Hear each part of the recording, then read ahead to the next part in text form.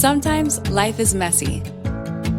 Have you ever wished you could refocus your mind, home, relationships, and work life? Join us as we use research-based information to make practical changes and simplify life. This is Life Simplified.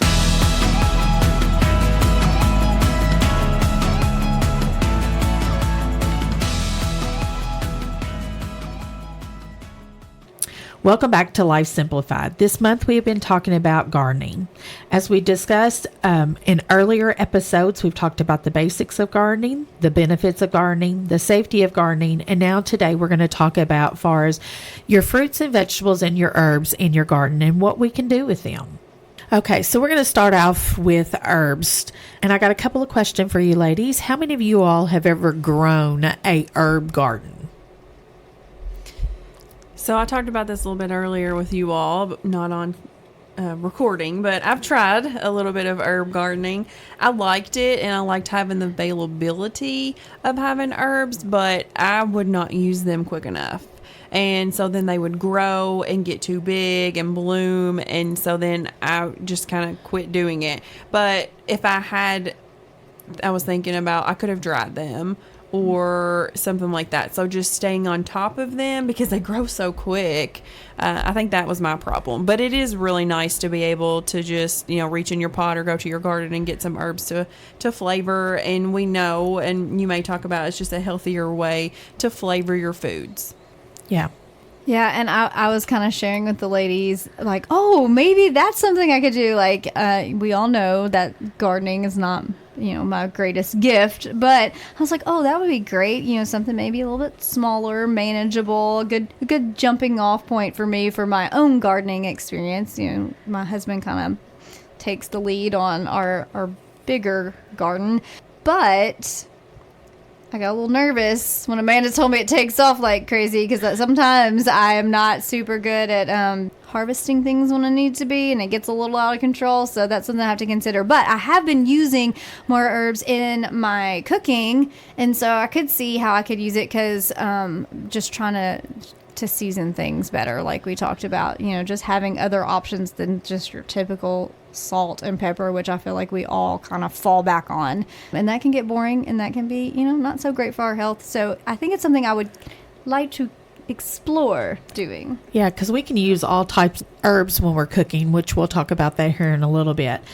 Personally, I tried many years ago to have an herb garden, and I was not successful because, life happens and you forget to water. So that would be me. I'm a chronic overwaterer or underwaterer. So I think that's my problem with my green thumb. And I can't, I'm either dehydrating things or I'm overly hydrating them.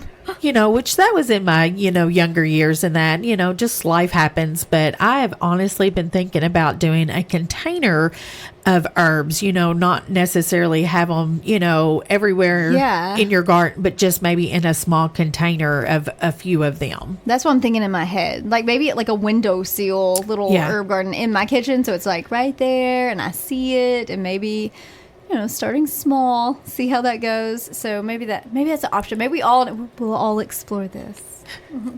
Absolutely. Just because I can't grow them doesn't mean I don't use them in my food, because I love to use different types of herbs with different, types of dishes that I'm using and everything. I kind of skipped ahead there for a minute. When you think about herbs, what do you think about? What are they? Where did they come from? We, according to the Webster's Dictionary, any plant with leaves, seeds, flowers used for flavoring foods, medication, and perfume. So we, they also put it in essential oils. They use certain types of herbs for our essential oils and everything too, so there's different options of different herbs, and we're going to talk about all the different herbs that are common to us here in a little bit. What is your favorite herb that you all like to cook with? I don't know if I have a favorite. I know. I'm trying One to think. that I use. I don't use all the time, but I need to use more because I really like it, is rosemary. Rosemary. Yeah, it's really good on like chickens and things like that. Any type of like poultry. Yeah, I know I've used like oregano on things, either meats or sometimes in like pasta dishes might have a little oregano, but I don't know. I think I'm still exploring, trying to find some I feel like are a little bit too much for me, so I have to kind of be like, oh, maybe just a tiny bit of that will go a long way. And I think that is the thing about, flavors can be so strong and so distinct, figuring out what works well for you and your family. But I'm trying to look at the list we have here, and I've tried most all of them in some form. I think I found that I don't love thyme that much. It's one of those that was a little bit much for me. You got to use a little bit of it. Yeah. So I don't know. I think just exploring all of them, but for the most part, I think they all can really make eating a lot more fun. Okay, so I'd encourage, our listeners that if you've never tried the different types of herbs, try using them on chicken or pork chops, for the very first time, or even in a dish to see if you actually like, the herbs. And because there's all different types out there that you can use, and some of them are better in certain dishes than the other ones too. So herbs often responsibility for imparting the far as our flavoring of our food, and so ingredients such as often enhance our dishes and also distance the flavors of our characters. So, being able to bring out that food even more with herbs helps a whole lot. Herbs are the name given to these plants that are used in like the culinary arts. That's where it goes back to far as where the herbs come from. They're quite adaptable for many, dishes, fresh dishes. They can be dried, they can be fresh. I was telling the ladies earlier that I had a 4-H cooking club the night before, and we was making fresh salsa. And so I had them smell what cilantro was because it was fresh. And so that way they would know, this is what cilantro, this herb is. And they just they was just amazed with it, And I asked them, they was like, oh, I don't like the smell of that. And I said, but do you like, eating salsa when you go to, to a restaurant? And they was like, oh, yeah. And I was like, cilantro is in there, Yeah. It doesn't give off the smell of it, but it is in there. So he's like, what? And I was like, yeah, it goes in there as well. Some of the common herbs that we think about are basil, oregano, parsley, rosemary, sage, thyme, cilantro, mint, and bay leaves.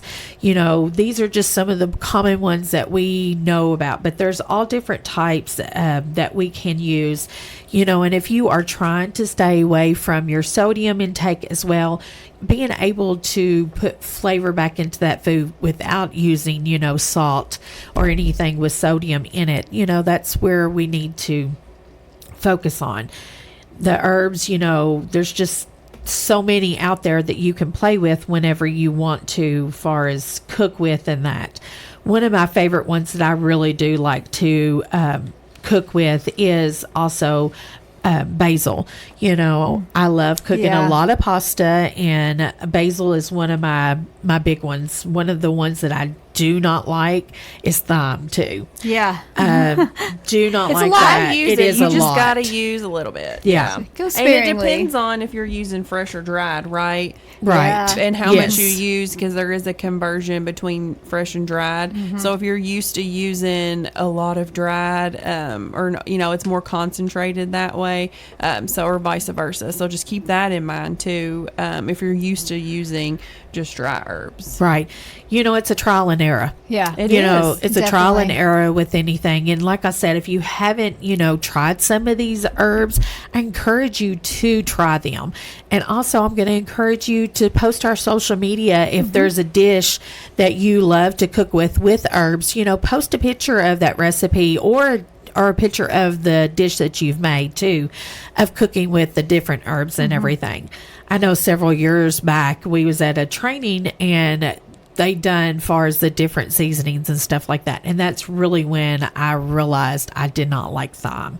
I know I've cooked with it, but it was just by itself, and it's like, yeah, I do not like this taste. So off subject, but still on subject, thinking about different ways to use herbs. Herb butters Oh, yeah. Oh, yeah. So that could be Yeah. a way to utilize, and you could freeze them and then take them out, throw them in the skillet, and flavor your food that way. And then you mentioned mint. I'm thinking like desserts with mint, or Yeah. like Yeah. drinks, with a little bit of extra mint in it. So you can be creative with it. Yeah. I know we're talking about vegetables and being healthy, Yeah. but those are some ways And that like you can even a use those. garnish, to Yeah, your, garnish, or just to make your house or your garden smell good. Yeah, and I'm thinking there's one recipe I've made a few times that uses dill, and that was not something I had ever utilized before. Oh, but yeah. it was really Dill is like I so really good. like it, and it's funny because when you use these herbs, you can maybe like if there's a flavor you don't think you like, but you add this to it, it changes it. Like I do not love mustard that much, but there's a chicken recipe I have that calls for a Dijon mustard and dill, but the flavors combined are really great, and I actually really enjoy it. So it may expand your palate past what you're used to by using these things. Yeah. Also, I think you're talking about dill. I think about pickles, Yes. homemade pickles Yeah. using that dill.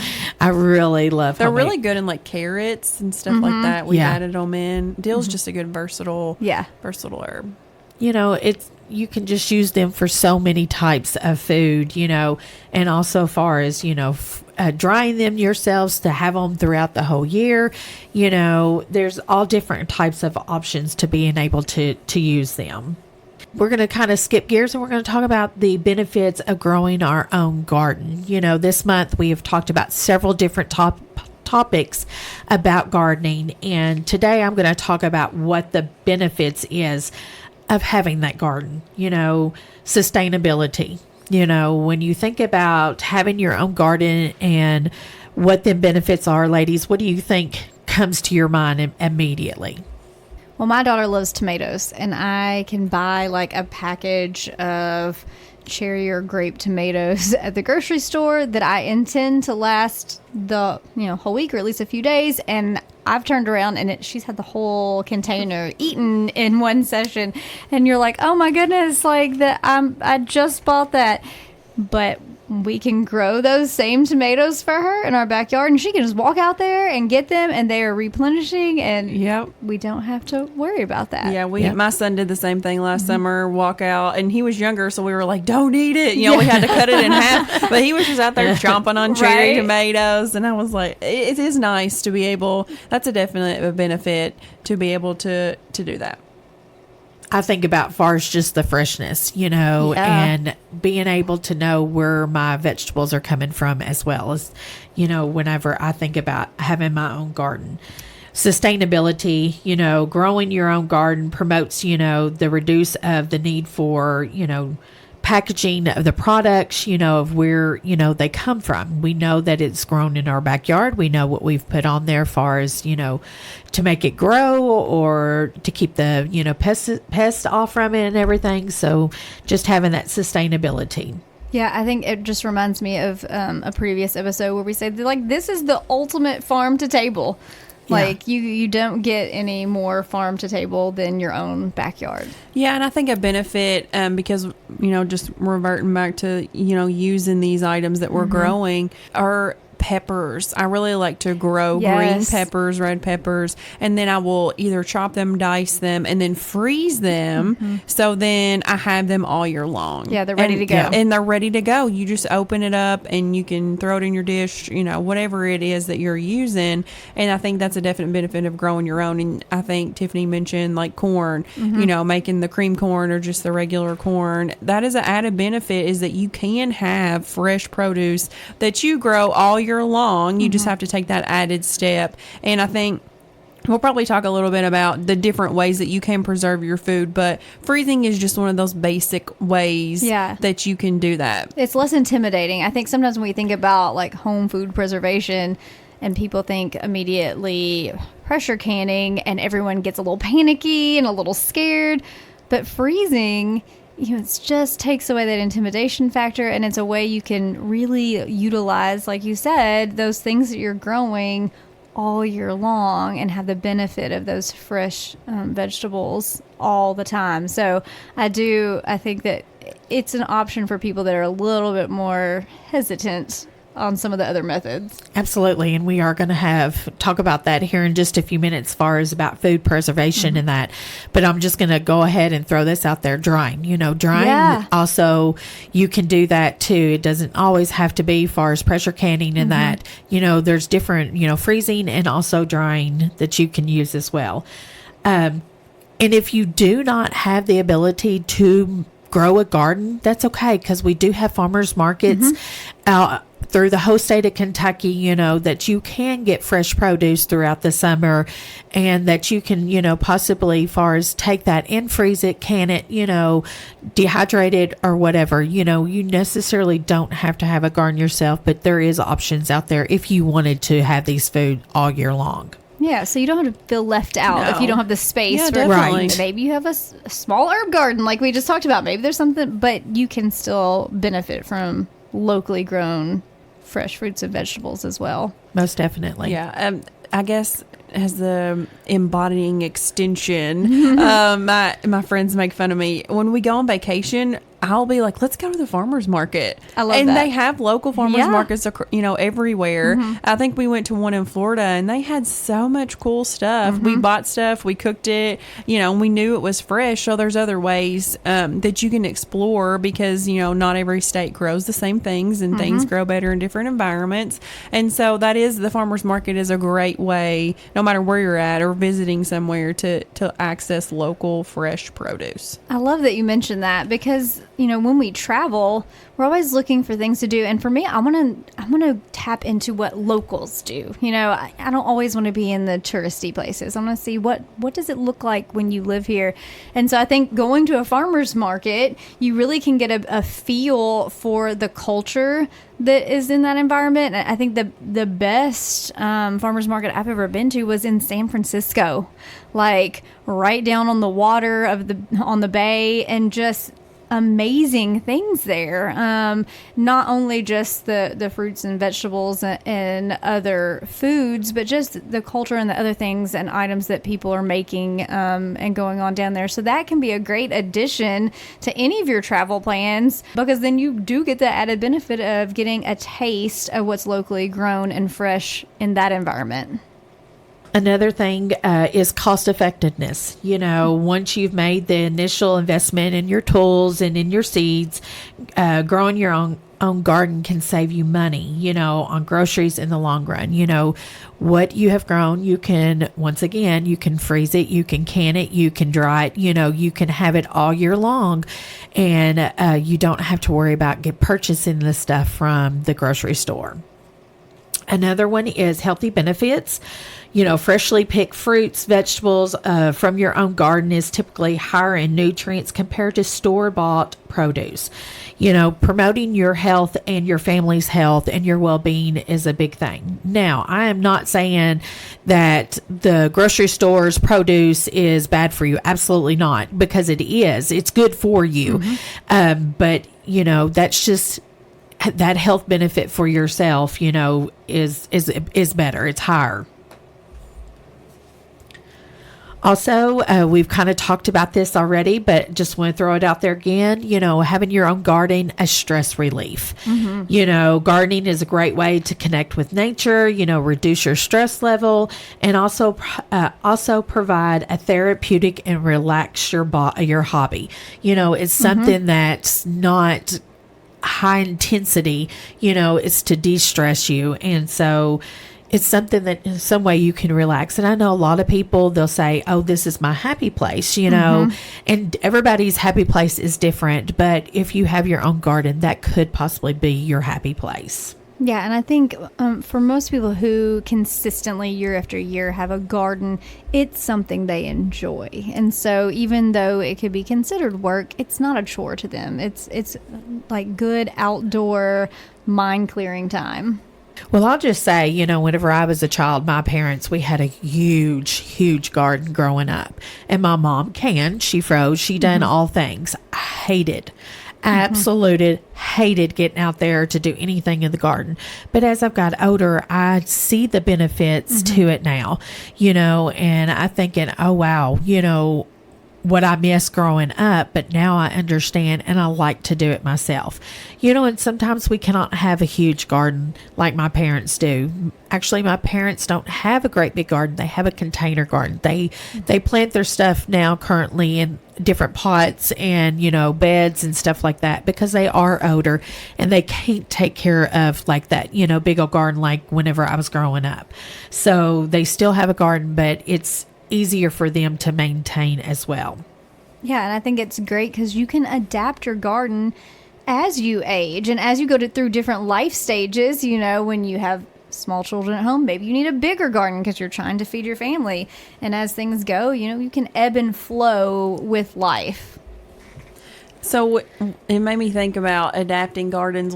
And I can't remember if we've talked about this yet or not, but you can like herbs and different things like that, plant them like a pizza garden, plant all the herbs and things or vegetables that you want to make pizzas with. And that's fun and I know we'll talk about the kids stuff later on. And that's fun for adults too. If that's just that's something we've tried to do. Every couple weeks we'll have a homemade pizza night and my son absolutely loves it, but I'm thinking this will be fun for us to be like, hey, let's go outside, let's get our produce, come in and make our pizzas. Yeah, because you can have your garden be specific to that. Pizza gardens, we've had salsa gardens. You just made salsa, Joni, with a group of kids. I think because that way the things I'm putting in here, it has a purpose in the end, and the kids know that too, and so then you do get to see it from very start to finish, and so that's a good project. And we've done that some at our extension office with certain groups. That will be okay, this is your specific type of garden. Plus, then if you're a little overwhelmed, you don't know what you will use, you don't know what to plant, you can stick to that maybe your first go around, and you know what things you're going to put in there because it's specific to whatever recipe or thing that you plan to make at the end. So I'm glad you brought that up because I think it's definitely something we do a lot in our different counties, but not something I'd remembered. Yeah. Another thing is, the educational, gardenings can teach valuable skills to both children and adults. I know that we have talked about these in previous episodes about gardening, but just want to remind everybody, it can be educational with your children in that they may have a chore and a task in that garden. So that's teaching them responsibility. It's teaching us patience when, something's not growing the way that we should. And then all of a sudden, it's not going to grow, and then it automatically does, and it's everywhere. Just having a greater understanding of the nature cycles of our world. I'm going to go into something that I know all of us as FCS agents, and we see a lot of people doing things with food preservation that we don't agree with, because our grandmother's recipe, is not a recipe that we should be using for food preservation and that. So do either of you all can? So I do, not as much as I would like to do, but I think as my family evolves and my kids get older, we'll be able to do that more and get them involved. But I grew up canning with my mom, and so I learned skills from her. But like you said, the recipes change, of course, but I can most of the things that I can are like salsa. I've done some green beans. That does take some time, but I've also done jams and jellies, which are really nice to have. And because, kids love that type of thing. So I do have some experience with canning. So I don't can regularly. It was not something I grew up with. And so I have since learned and been trained through being an extension agent. And I've gone through that training multiple times because I think it is something it's good to be trained on multiple times if it's not something you were raised with. Now, I have, with my daughter, one thing I did when we were sort of shut down for COVID, I was like, okay, I'm going to be at home. I'm going to practice these techniques that we talk about and we educate others on. And so it just so happened that I had bought a big thing of peaches that year. And we have a peach truck that comes around our area a couple times a year, and you can buy like a big container of it. And so I had done that. And so we spent some time, my daughter and I, we made peach jam. We made like peach roll-ups. So we did some drying. And then we did a few different like peach recipes from our Plated Up Kentucky Proud. So we did a little bit of everything, but we did do some of that. Now I am still more comfortable with like a boiling water bath. I don't pressure canning. Although I trust that everything is good and I know how to do it, it still can be a little, hey, I don't know about this. And it takes a little bit more like, I need to specifically set aside a day to do this, and I'm just not always super great at that. But I have done it, and I do think it's great, and it's a lot of fun. My daughter enjoyed making the peach jam with me, and we were able to give that as gifts, and she was proud, to take it to her grandparents and her aunts and uncles and let them enjoy it. So a little bit I have dipped my toe in, but it's not something I do a lot. And I think we did talk about, and you made me think about it too, as our recipes evolve, with the different acidity levels in foods and why we use certain recipes and using resource based information. The equipment has evolved. Mm-hmm, absolutely. So there is a newer canner that's out that's an electric pressure canner. Mm-hmm. And so you can plug that in and it will do the settings for you. Mm-hmm. So you're not hovering over to make sure it's correct. Now, there is some downfalls because it is a smaller canner. Sure. You can only preserve it maybe like 4 quart jars, or if you have a larger one, you can do a lot more.